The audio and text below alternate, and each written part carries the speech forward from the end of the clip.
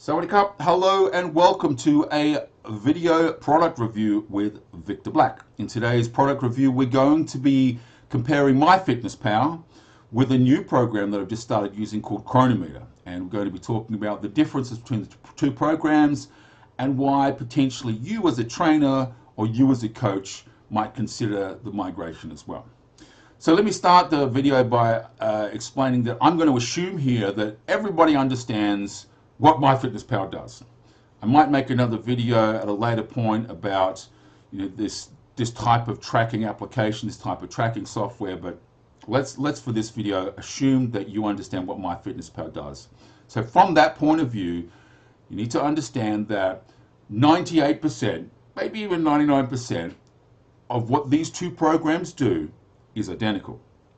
There are, however, some limitations to MyFitnessPal, and they've frustrated me for quite some time now.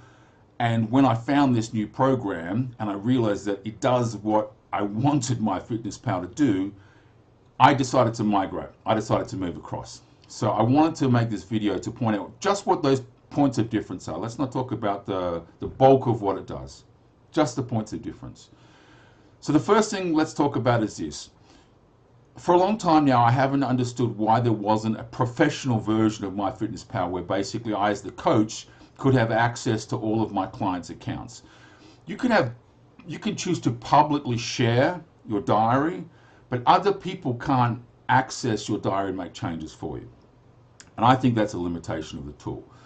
I have a lot of clients that have never tracked before, and the fact that I want to help them set up their profiles and things like that basically means they need to give me their passwords and I need to sign in and out, and not only is it a pain in the ass, but it's also a privacy issue. So and the reality is that this particular program allows me to act as a coach and set up a professional account. So just like with MyFitnessPal, there's a free version, there's a paid version. It's $5 a month, like what the paid version is, versus $10 a month for MyFitnessPal. Not a big deal, but it's a little bit of savings.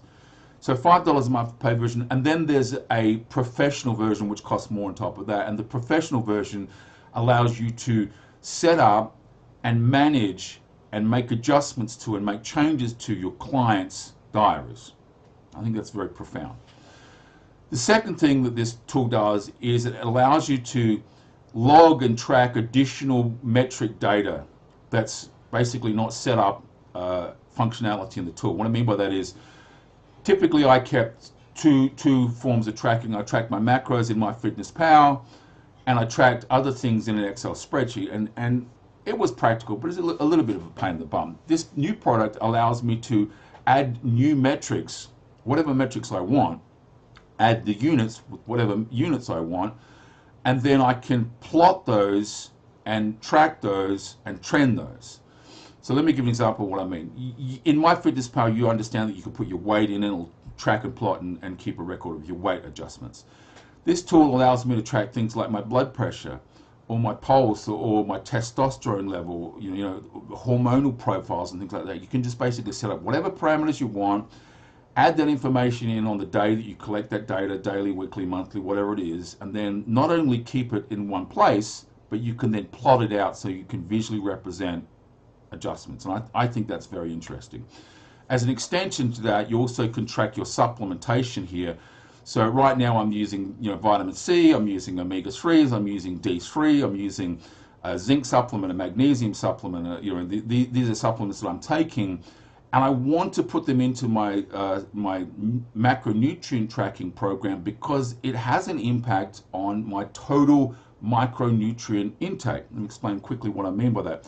If you've seen other videos I've made, you'll understand that this is the concept, the hierarchy of what's important in terms of nutritional planning. So most of our focus is in here with MyFitnessPal. Macronutrients, proteins, fats, and carbs. And it's a very, very powerful place to live. But there is also tremendous value in here, in micronutrients. So basically, if you're aware of your macronutrients and your micronutrients, you're basically on top of your nutritional requirements. So I want to just show you here. I've put in my details here for the supplementation I'm making, and where it kicks down is basically, you can see as I scroll down here, the amount of data that Cronometer makes available or allows you to have access to is profoundly deeper than something like MyFitnessPal. You can see here I've got a number of minerals, a number of vitamins, and I can plot them out and I can see them every day at a glance. And what this basically means is that I can set up a diet plan, like I've got a diet plan here, and then I can scroll down and I can see where there's potentially deficiencies, and I can manually set whatever the values are I want for these to be. They're not fixed values. You can see it showing an amount that's present and also a value against, you know, the allowance. That allowance you can set manually. And what this, you can see a couple of, I've left a little bit here. You can see just on this diet plan here, I've got a deficiency in omega-6. So I'm only hitting basically 14.8 grams of omega-6, which is a little shy of where I want to be. So this gives me an opportunity then to go back, and because I'm kind of right where I want to be with terms of macronutrients, I don't want to adjust my diet. I'm going to choose to make a supplementation decision at that point in time and supplement with omega-6 as a supplement. So I think this is a very good tool as well. So the overall point of the video here today is basically to say, you know, thousands and thousands, tens of thousands of people use MyFitnessPal. It's a very good tool, granted. There are some limitations to it. 98%, 99% of what these two tools, they do the same thing as each other. Absolutely agree. But if you're a coach or you're a really serious trainer, not like a soccer mom, not someone that's just knocking around, someone that's really serious, there are a couple of features in this new tool that you might find valuable enough to consider the migration. So there's a free version. You can sign up and evaluate the free version. Just like MyFitnessPal, there's a paid version. The paid version is $5 a month, half the price of MyFitnessPal.